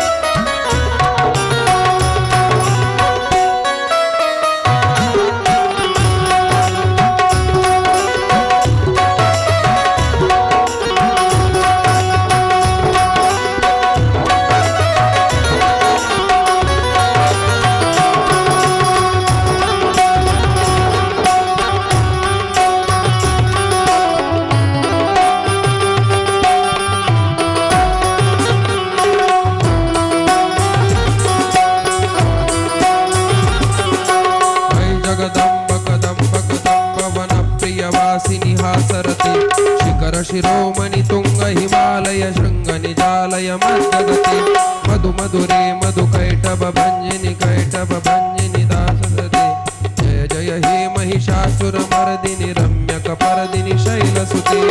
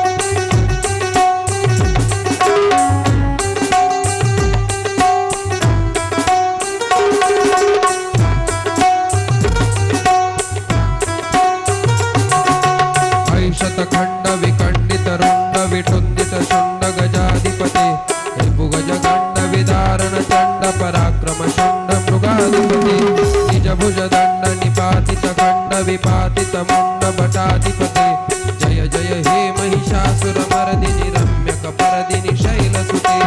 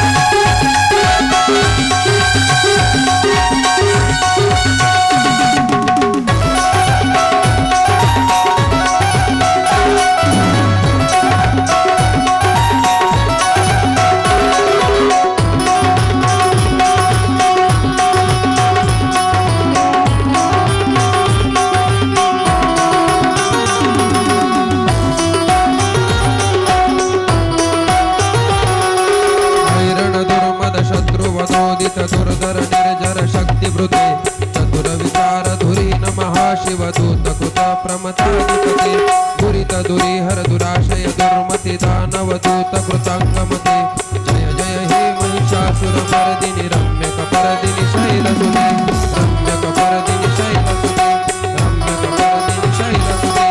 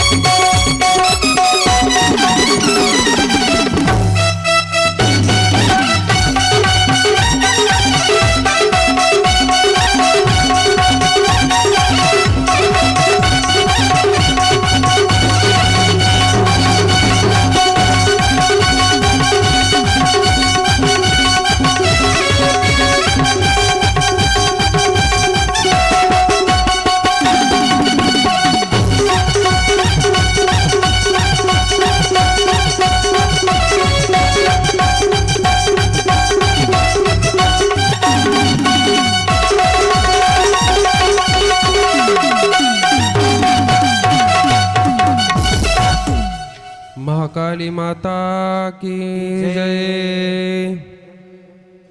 भगवतीचा क्रोध शांत होत नाही हे ज्या वेळेला भगवान शंकराच्या लक्षात आलं महाराज, तर भगवान शंकर त्या ठिकाणी तिच्या समोर आडवे झोपी गेले आणि क्रोधामध्ये जी ती पाय आपटत होती आणि जमीन थरथर कापायची महाराज, तर तो पाय तिनं ज्या वेळेला भगवान शंकराच्या छातीवर दिला तशी एकदम भानावर आली, कारण ती पतिव्रत आहे आणि पतीला काय झालं, तिची लात लागली, लात लागल्या बरोबर महाराज ती भानावर आली आणि एकदम तिनं काय केलं, जीभ बाहेर काढली. आता आपली चुकी झाल्याच्या नंतर आपण सुद्धा काय करतो, जीभ बाहेर काढतो की नाही, तसं तिला वाटलं की आता डायरेक्ट पतीला काय झाली, माझी लात लागली, म्हणून तिने देखील जीभ बाहेर काढली, कारण ती पतिव्रत आहे. पतीला लात लागणं आताच्या मारतात म्हणा, पण पूर्वीच्या नव्हत्या मारत. आता इथून पुढे तर लयच अवघड आहे. तुमचं बरं आहे की आतापर्यंत तुम्ही पतीला परमेश्वर समजलं, पण इथून पुढे परमेश्वर समजतील याची गॅरंटी नाही. ते चिंटू पिंटू हे असंच चालणार आहे सगळं, म्हणून त्या लाता मारत मारत सुद्धा जाऊ शकतात पतीला. पण त्यांना थोडा सुद्धा खेद वाटणार नाही की आपल्या पतीला आपण लाथ मारली. आपण दुसऱ्याला जर लाथ मारली तर आपण पाया पडतो की नाही? ही आपली संस्कृती आहे ही. तसं महाराज ती भानावर आली आणि आल्याच्या नंतर मग आता आक्रोश करू लागली, कारण माझा जो मुलगा आहे तो माझा मुलगा तुम्ही काय केला? मारला. पार्वती माते तिच्या पिलाचं मस्तक आणलं महाराज तोडून आणि इकडं त्या पार्वती नंदनाच्या धडावरती भगवान शंकराने बसवलं आणि त्याला वरदान म्हणजे जीवनदान दिला आणि त्याला जिवंत करून टाकले त्या ठिकाणी. आता पार्वती नंदन जिवंत झाला आणि पार्वती नंदन जिवंत झाल्याच्या नंतर पार्वती मातेला आनंद झाला. भगवान शंकराने आपल्याकडून चूक झाली म्हणून आता भगवान शंकर आशीर्वाद देतात, सांगतात की तू सर्व गणांचा काय असशील? अधिपती असशील. सर्व देवांच्या पूजेमध्ये अग्रगण्य पूजेचा मान हा तुला प्राप्त होणार आहे. म्हणून तू सर्व गणाचा अध्यक्ष असशील, म्हणून तुझं नाव गणाध्यक्ष. तू सर्व गणांचा पती असशील म्हणून तुझं नाव गणपती. गणपती बाप्पा मंगलमूर्ती. अनेक प्रकारचे आशीर्वाद त्या ठिकाणी सर्व देवी देवतांनी गणपती बाप्पाला दिलेले आहेत. आता गणपती बाप्पाच्या फार सुंदर अशा लीला त्या ठिकाणी चालू आहेत कैलासावरती.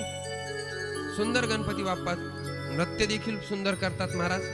कशा पद्धतीने करतात ते आपण एका गाण्यातून पाहू, पण त्याच्यामध्ये तुम्हालाही उठावं लागेल, तुम्हालाही सगळ्यांना सहभागी व्हावं लागेल. उठणार का? हो, उठत असताना तर गाणं म्हणतो, नाही तर मी पुढं कथा घेऊन टाकतो. उठणार का? हा,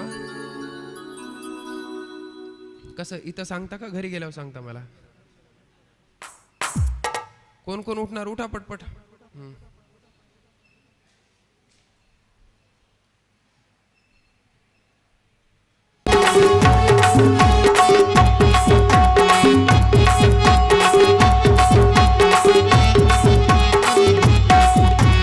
गणपती बाप्पा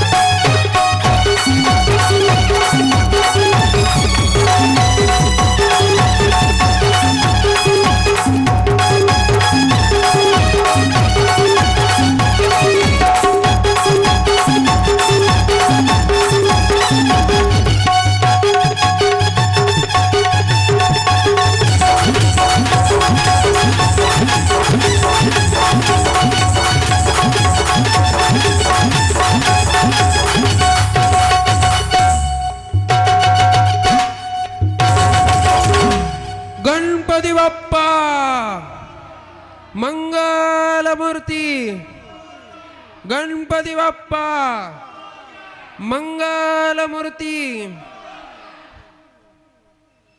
भगवान गणपती बाप्पाला विघ्नहर्ता हे नाव प्राप्त झालं, कारण गणपती बाप्पा म्हणजे बुद्धीची देवता.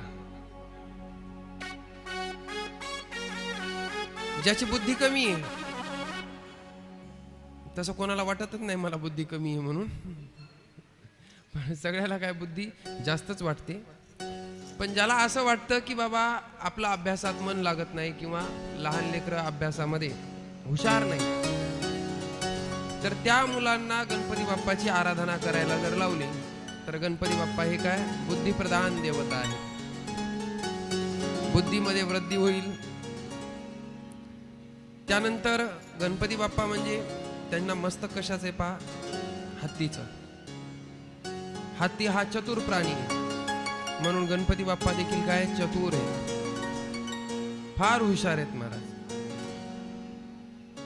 त्यानंतर गणपती बाप्पाचं पोट कसं आहे ते म्हणे भलं मोठं आहे. एवढं मोठं पोट काय तर म्हणे अख्ख्या जगाचे घराणे त्यांना आपल्या पोटात सामावून ठेवायचे. त्याच्याकरता पोट मोठं लागतं, जे की आपल्याला जमू शकत नाही. मी सांगितलं त्या दिवशी तुम्हाला, तू आहे म्हणून तुला सांगायले, तू कोणाला सांगू नको असं म्हणून आपण अख्ख्या गावात करून टाकतो. पण गणपती बाप्पाला सगळ्या जगाचे दुःख काय करायचे, पोटामध्ये घालून ठेवायचे. सगळ्या जगाच्या ज्या काही प्रॉब्लेम्स आहेत त्या प्रॉब्लेम त्यांना आपल्या पोटात साठवून ठेवायच्या, म्हणून त्यांचं पोट मोठं आहे. त्यांचे कान कसे असे लांब लांब मोठे मोठे आहेत. कान मोठे का आहेत तर त्यांना सूक्ष्मातलं सूक्ष्म देखील ऐकता यावं, याच्याकरता त्यांचे कान मोठे आहेत. सुंदर असं गणपती बाप्पाचं महाराज त्या ठिकाणी लीला चालू आहेत कैलासावरती. एक प्रसंग आहे. एक कौंच नावाचा दैत्य, यानं काय करायचं महाराज, ऋषी मुनींचं जे काही हवन सामग्री आहे तर ही हवन सामग्रीच खाऊन टाकायची. मग आता हे हवन करायचं कशानं, मग हवन करण्यामध्ये विघ्न येऊ लागलं त्यांना सगळ्याला. कारण यानं काय करायचं, जेवढं सामग्री आणली तर यानं उंदराचं रूप धारण करायचं आणि ती सगळी सामग्रीच खाऊन टाकायची. सगळ्या ऋषी मुनींनी विचार केला, म्हणे गणपती बाप्पा हे विघ्न हरतायत आणि आपल्या यज्ञामध्ये विघ्न यायला लागलेले आहे, म्हणून आपण काय करू, म्हणे हे यज्ञातलं विघ्न दूर करण्याकरता गणपती बाप्पाची आराधना करू. म्हणून सर्वांनी मिळून काय केलं महाराज, गणपती बाप्पाला आळवण्याकरता सुरुवात केलेली आहे. तूच सुख करता तूच दुःख हरता, अवघ्या दिनाचा नाता, बाप्पा मोरया रे बाप्पा मोरया रे, करणी देवी तू माता, बाप्पा मोरया रे बाप्पा मोरया रे, करणी देवी तू माता.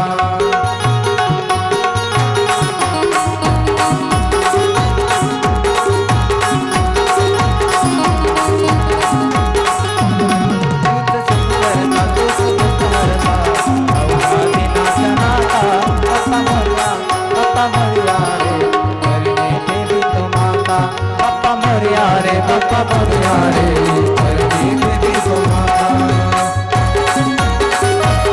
दोन्ही हात वरी, एक ताळी.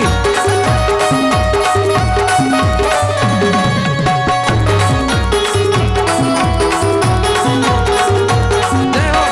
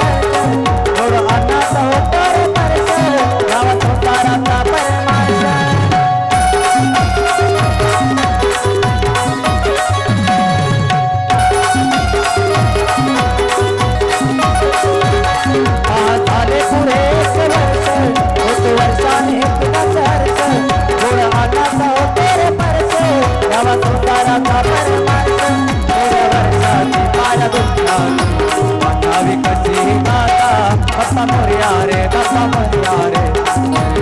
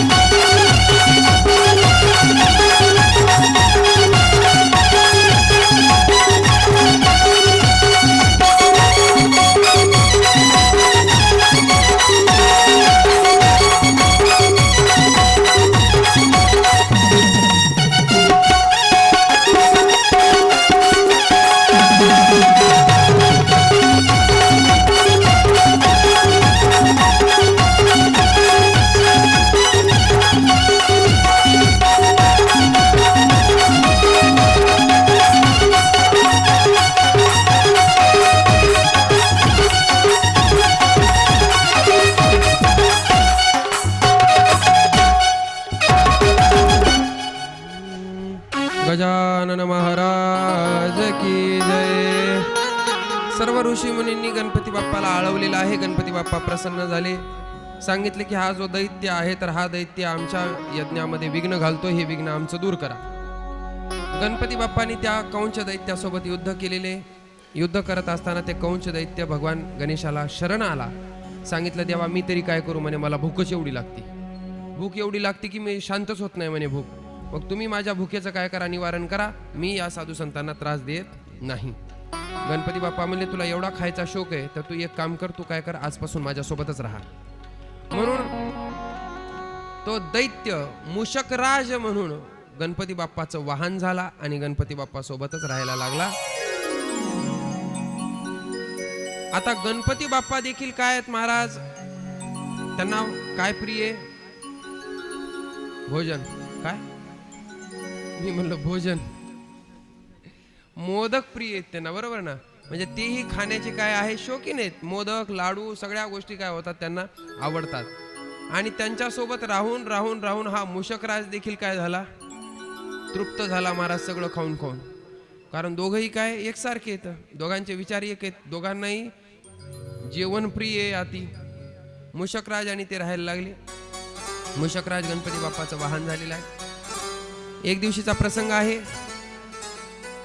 गणपती बाप्पा कोणाचं तरी लग्न पाहून आले आणि लग्न पाहून आल्याच्या नंतर इकडं आईवडिलाकडे येऊन आग्रह केला की म्हणे मला लग्न करायचं, तेही आत्ताच्या आत्ता आणि आजच्या आज.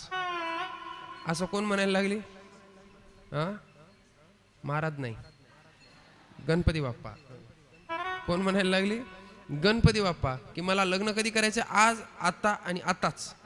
आता लहान लेकराचं काय असतं महाराज, ते पाहून आले कुठं तरी लग्न, ते म्हणे लग्नातली मजा असते म्हणे, काय नवे कपडे घालायला असतात म्हणे, जेवायला लय असते म्हणे, मनल ते सगळ्या गोष्टी पुरवतात म्हणे, कोणी क्रॉस जात नाही. अंगठी मागितली की अंगठी देतात, बूट मागितली की बूट देतात, जे मागल ते देतात म्हणे. लग्नातले मजा असते म्हणे. त्याच्यानंतर लग्नामध्ये म्हणे घोड्यावर गाडव बसलेला, सॉरी घोड्यावर घोडाच बसलेला नाही, घोड्यावर बसता येतं म्हणे. एवढी मजा असते म्हणे कुठं, लग्नात. ते पाहून आले सगळं म्हणे मलाही लग्न करायचे म्हणे. आता लहान लेकराची समजूत काढण्याकरता भगवान शंकर म्हणले अरे बाबा तुझं लग्न करू म्हणे आपण, पण अगोदर तुझा मोठा दादा आहे ना म्हणे, त्याचं लग्न करावं लागल. ते म्हणजे कार्तिकेय, त्याचं लग्न झालं की तुझं करून टाकू. ते म्हणले ते मला काही माहित नाही, मला लग्न करायचंय, ते बी आत्ता करायचंय, आजच करायचंय. आता एवढं अर्जंट कुठून करणार बरं. मग आता भगवान शंकराने एक युक्ती लावली. भगवान शंकर म्हणले बरं ठीक आहे लग्न आजच करू म्हणे, पण एक शर्यत आहे म्हणे. अगोदर काय एक शर्यत आहे, ती शर्यत जो कोणी जिंकल त्याचं लग्न आम्ही पहिल्यांदा करू. आता भगवान शंकराला वाटलं गणपती बाप्पा हारतील. गणपती बाप्पा म्हणले शर्यत काय, काय नाही म्हणे, जो कोणी पहिली पृथ्वी प्रदक्षिणा करून येईल कैलासावर त्याचा विवाह काय होईल म्हणे, पहिल्यांदा होईल. आता पृथ्वी प्रदक्षिणेची शर्यत लागलेली आहे. आता कार्तिकेय भगवंताचं वाहन आहे मयूर म्हणजे मोर. मोरावर बसले ते भरदिशी उडून गेले. आता इकडे ह्यांचं वाहन कोण आहे, मूषकराज, उंदीर. आता उंदीर मामा खाऊन खाऊन त्यांच्यासारखाच झालेला. गणपती बाप्पा बसले त्याच्यावर, ते उंदीर चालायला लागला आपला मस्त असा डुलत डुलत डुलत डुलत. गणपती बाप्पानं डोकं लावलं.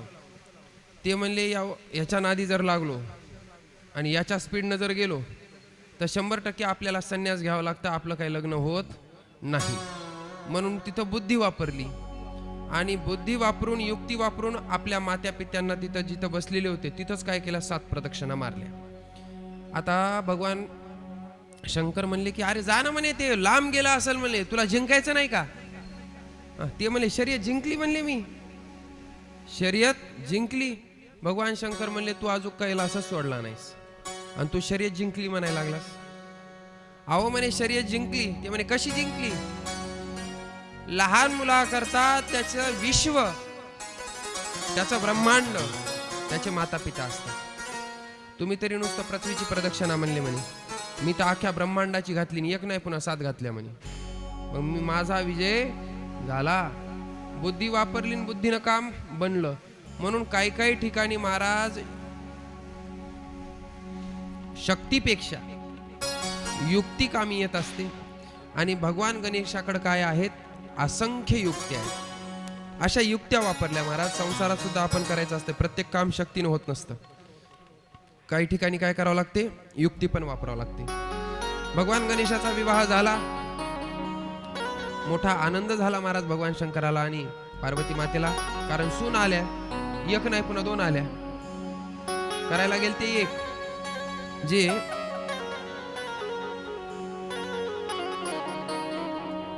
विश्वरूप आहेत, तर यांच्या मुली आहेत सिद्धी आणि बुद्धी.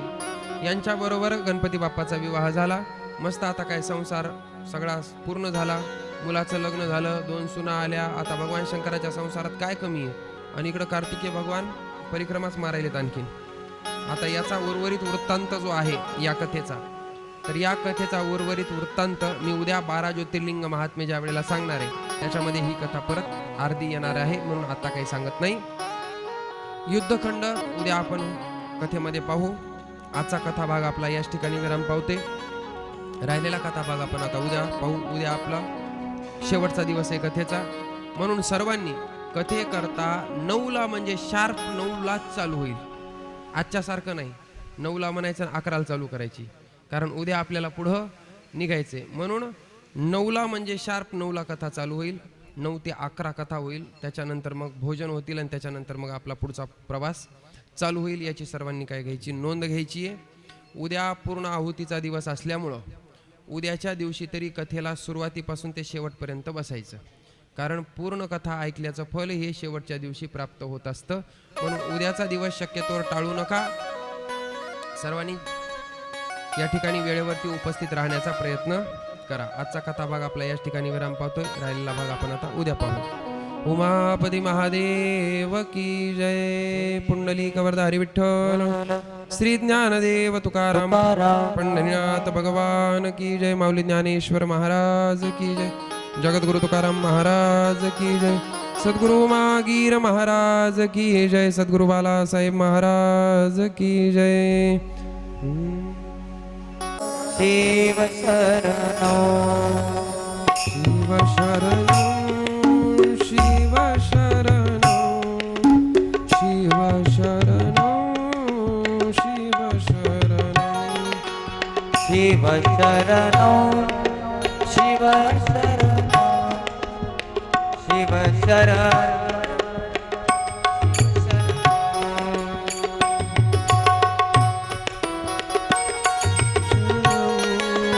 शिव शरणो शिव शरणो शिव शरणो शिव शरणो शिव शरणो शिव शरणो.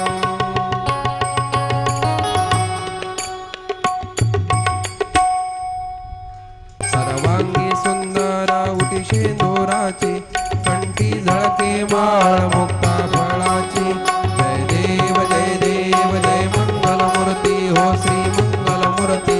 दर्शन मात्रे मन स्मरणे मात्रे मन कामना पूर्ती. जय देव जय. हरा तुझ गौरी कुमरा, चंदनाची ओटे कुमकुम केशरा. हिरे जडित मुकुट शोभतो भरा, ऋणधुणती नोपुरे चरणी गागरिया. जय देव जय देव जय. मंगल मूर्ती हो श्री मंगल मूर्ती. दर्शन मात्रे मानस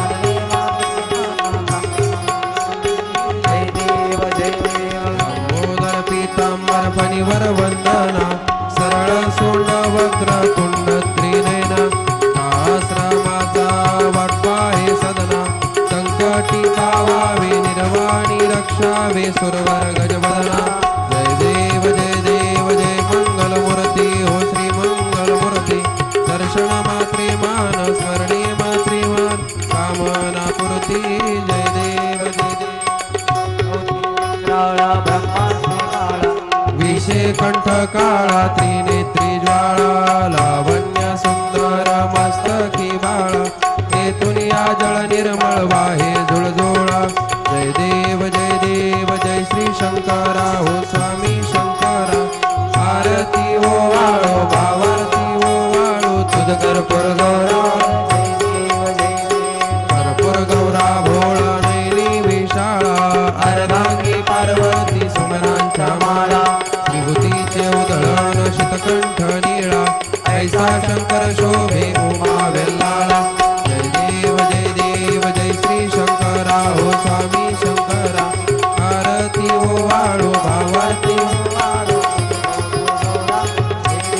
देवी दैत्य सागर मंथन पै केले त्या माझे अवचेत हल हल सापडले देत्वा असुर पाने भाषण केले नीलकंठ नाम प्रसिद्ध झाले जय देव जय श्री शंकरा हो स्वामी शंकरा आरती हो वाळू भावारती हो वाळू तुझ कर्पूर गौरा जय देव जाग्रांबर फणीवर सुंदर मनहारी पंचानन मनमोहन मुने जन सुखकारी शतकोटीचे बीज वाचे उच्चारी रघुकुळ टिळक रामदासा अंतरी जय देव जय श्री शंकरा हो स्वामी शंकरा आरती हो वाळू भावारती हो वाळू तुझ कर्पूर गौरा जय देव दुर्गे दुर्गत भारी तुझ मेण संसारी अनाथनाथे अंबे करुणा विस्तारी वारी वारी जन्म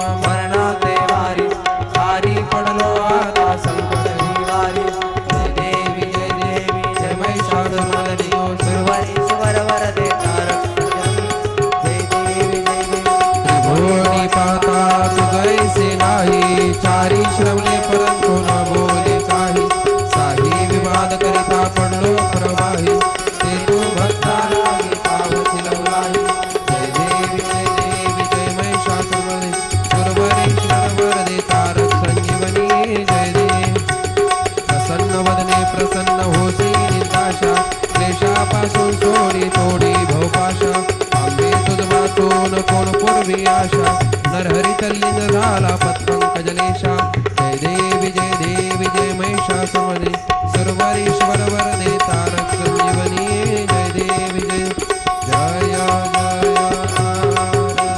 श्री गुरुराया सद्गुरुराया तव पदी संहारी माया नमितो तव पदी संहारी माया जे मम द्वैत पसारा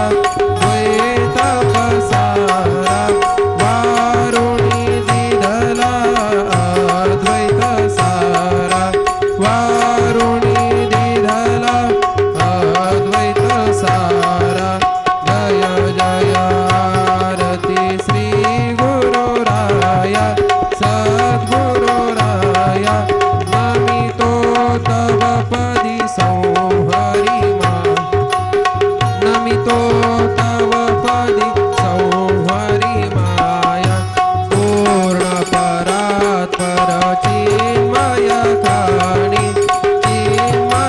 काणी दशमुख स्तविला मंगलवाणी दशमुख स्तविला मंगलवाणी जय आरती श्री गुरुराया सद्गुरुराया नमितो तव पदी संहारी माया नमितो तव पदी संहारी माया जगत जीवन प्रभु मंगल